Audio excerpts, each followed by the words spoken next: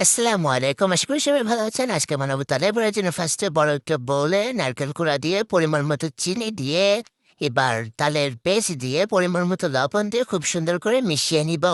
এবার মেশানো হয়ে গেলে উপরে দিয়ে দিব চালের গুঁড়া। চালের গুঁড়াতে আবার সুন্দর করে মিশিয়ে নিয়ে দিয়ে দিব আটা।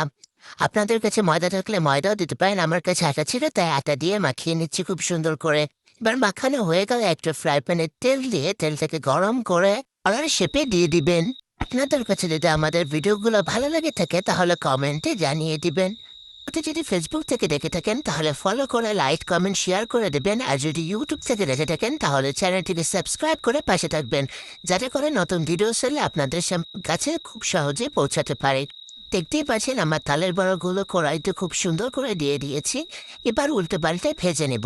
আর চুলার আঁচটাকে সম্পূর্ণ মাঝারিতে রাখবেন। মাঝারিতে রেখেই খুব সুন্দর করে তালের বড়াগুলোকে ভেজে নেবেন। হালকা লাল হয়ে যাওয়া পর্যন্ত ভেজে নিতে হবে।